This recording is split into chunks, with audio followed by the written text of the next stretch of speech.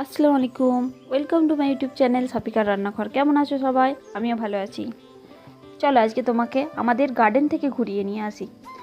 তো আমাদের গার্ডেনের ছোট্ট এক ফালি জায়গাটায় দাদা কিছুদিন আগে ধনিয়ার বীজ ছড়িয়ে দিয়েছিল। দেখো, আমাদের বাড়িতে প্রত্যেকেরই গাছ লাগানোর একটা নেশা রয়েছে। তো কিছুদিন আগেই এই বীজটা পোঁতা হয়। আজ দেখলাম ধনিয়া বেশ বড় বড় হয়ে গেছে, খাবার উপযুক্ত। তার সাথে আমি কয়েকটা তুলেও নিলাম। আমার তো ভালো লাগে খেতে। তোমরা বলো, তোমরা কে কে এই ধনিয়া পাতা খেতে খুব ভালোবাসো? আমি চাটনি করে খাই, তরকারিতেও দিই। তোমাদের কার কার পছন্দ আমাকে কমেন্ট করে জানাও। চলো চলো যাই এবার পালং শাকের কাছে। দেখো তো পালং শাকগুলোর কি অবস্থা, পোকাতে সব খেয়ে নিয়েছে। কি দিলে এই পোকা